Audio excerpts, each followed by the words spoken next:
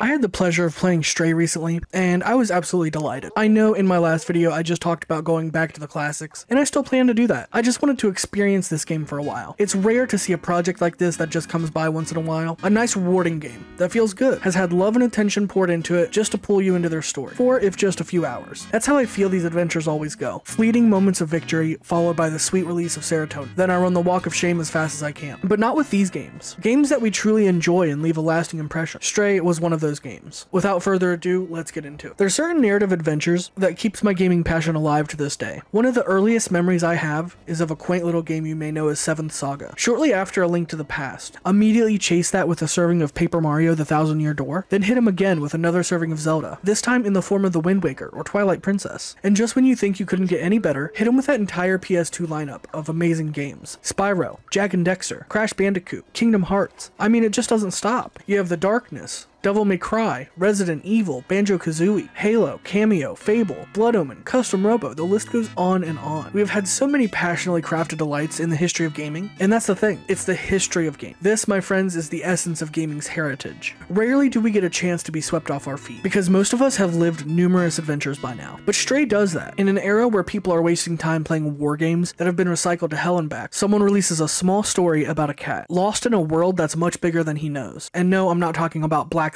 Under the Skin. Don't. Believe me, it will haunt you as long as you live. I know what you're thinking. If it's not Blacksad, then it must be Play with Gilbert. No, it's not Play with Gilbert either. The story in question is none other than Stray.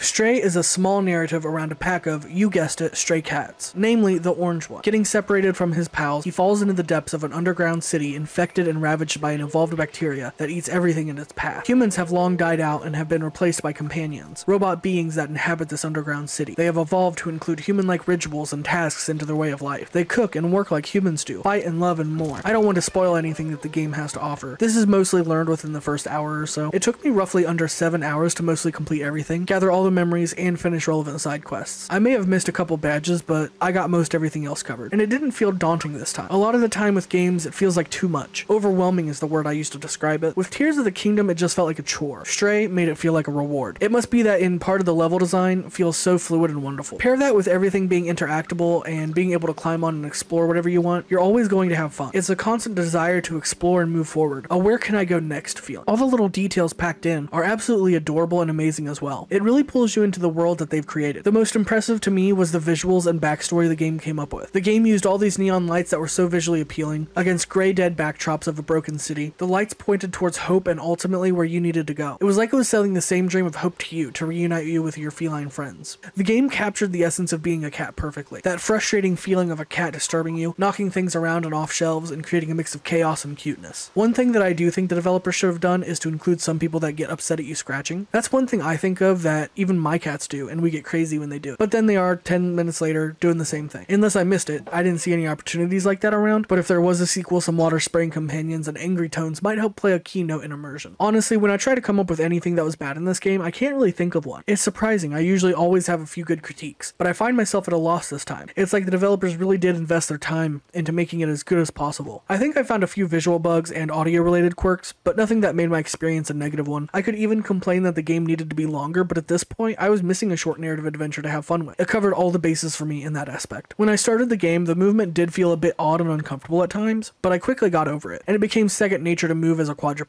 I've truly run out of critiques because I haven't been able to even think of it. I think it really does speak to how much effort and love they poured into this creation. The story was predictable, but I did enjoy it. It was nothing new, but it was carried by the game design, not the other way around. I think that game developers could learn a thing or two about Stray's narrative, and I hope that they come out with a sequel. Maybe a dog-related sequel. Switch it up. Although in the relevance of that world, I don't know if there's much to build on. background, unless you focus on a new area or a different time frame on the world they inhabit. It would be great to see some of the after effects. The graphics alone are breathtaking, especially in focus mode. It looks okay from afar when you're exploring and running around. When you focus though, it's like a world brought to life. All the little details burst forth, and you have this amazing impression of this beautiful landscape before your eyes. I have to say that the optimization must be pretty damn good in this game for it running the way it does, and looking like that. It just goes to show you don't need to do something crazy to make your visuals pop. Stray beckons us to expand our horizons. It encourages us to embrace the unexpected, to dive headfirst into the unexplored. Stray serves as a potent reminder that the heart of gaming lies not only in the graphical prowess or mechanics, but in the stories they tell and the emotions they evoke. It pays homage to the rich history that precedes it, while carving out its own distinct niche. Stray's resonance within the gaming community underscores the enduring power of narrative adventures to ignite our imagination, stir our emotions, and foster a connection that transcends the pixels on the screen. In essence, Stray isn't just a game, it's a testament to the indomitable spirit of gaming itself. It's a tribute to the captivating stories that have kept us enthralled and the infinite stories that await our discovery. It reaffirms that the joy of gaming lies in the journey, in the story shared,